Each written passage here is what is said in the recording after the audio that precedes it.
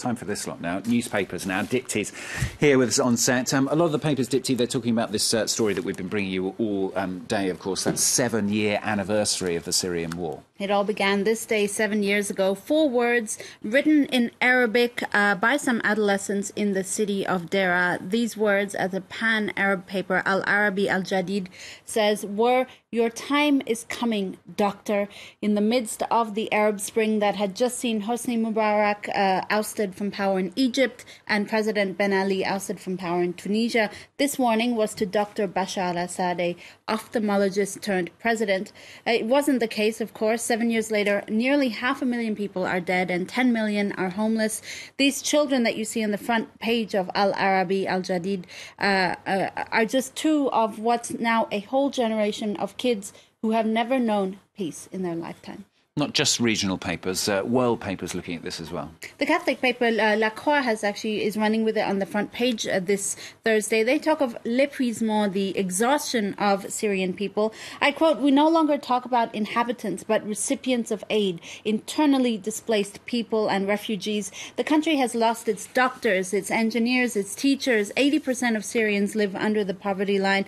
How did we get here?" That's what the Irish Times, one writer for the Irish Times, is asking in this piece. How did Bashar al-Assad survive when all the other presidents around him or leaders were falling like dominoes? Well, for this writer, it was a combination of things. You had Assad, who had the support of the army, security forces, and civil servants. He was also helped by external forces like Russia.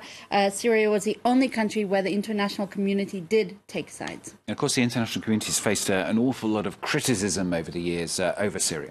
Well, let's show you this cartoon here, quite a damning cartoon. The international community, particularly the UN, have been impotent in stopping the slaughter that's been taking place in Syria, as this cartoonist depicts in this illustration called "Under the Debris of Eastern Ghouta." The UN's impotence is also part of that debris, with this man carrying the UN as though it were a dead person. A researcher interviewed by France 24's web team says the Western forces refuse to accept they've lost the war in Syria. I quote, he says, "They support the rebels, but not too much, for fear that one day they may have to be too invested in the war and actually have to send troops."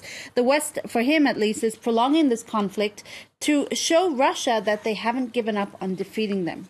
We're also making the papers today that other big story we've been bringing you, these hostilities, of course, now between Britain and Russia. This, of course, coming after the poisoning of double agent Sergei Skripal and his daughter, and then the hanging death of another Russian dissident, both of which are being blamed on the Kremlin. Theresa May has kicked out 23 Russian diplomats, forbidden officials from attending the World Cup this summer, including the royal family. For the Daily Mirror and for many other of the newspapers, it is a Cold War, or at least Cold War version 2. The New Statesman, British magazine, has got Vladimir Putin on the front as a Russian spy. Cold War 2.0, they say. And looking through some of the papers, you found support and also criticism of May's decision, haven't you? Well, The Guardian actually applauds Theresa May, and particularly her, quote, measured retaliatory response, saying that even if it's unlikely to change Putin's foreign policy, she has judged correctly that the time for equivocation is over. In the New York Times, they talk about how countries like France have also condemned the use of that nerve agent that you were talking about before, but they've stopped short of talking about retaliation. And this is where the challenge lies for Theresa May, because in order for her tough talk on Russia to last, she needs the support of the international community. Unfortunately for her, she sort of isolated them recently with Brexit. And from the Russian media, there's a lot of indignation. This writer for Izvestia says, "What happened to the presumption of innocence?" He then accuses the UK of trying to portray Moscow as an evil empire ahead of the national elections. Let's talk about something completely different, shall we? In the US, a high-profile neo-Nazi group is disintegrating. This is over an adultery scandal. Let's unpack this heavy headline from Gizmodo. White supremacist assault and adultery scandal ends in jilted neo-Nazi web admin deleting site. My goodness. It's like something off the UK programme, Have I Got News for You? Well, Matthew Heimbach, who is the man you see in this picture here, he's a founder of the party. He was arrested for alleged battery and assault this week, committed in the trailer park where he lived.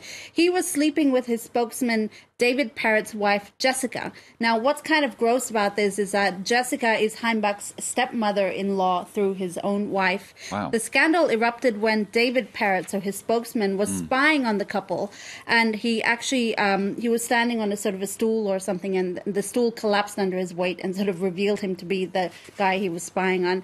Now, Parrott, who's that spokesman, in revenge, has deleted the website and any traces of the party's online presence. Hence, the reason the party is sort of blown up right now. And speaking of bad relationships, it seems that we're approaching the season of breakups. Well, with spring comes blossoming flowers and longer days, warmer weather, and it turns out fewer relationships. It's known as the uncuffing season. When you break up with somebody as the weather warms up and you're more motivated to go out and play the field and actually meet people. Worth noting that, you know, on the opposite side, when fall comes around, it's called the cuffing season, where people sort of tend to hook up to avoid boredom during winter. They're not breaking up in order to hook up, then? Probably a bit. Essentially, they are, yes. OK, thanks. Did with the papers on France 24. And in the next half of the programme, Haiti, bringing in 120 police to try to secure the bridge which joins it to the Dominican Republic. And it's estimated 30,000 children from Haiti have been crossing it illegally every year. It's all part of child trafficking, prostitution and organ smuggling. That's our special report in the next half hour.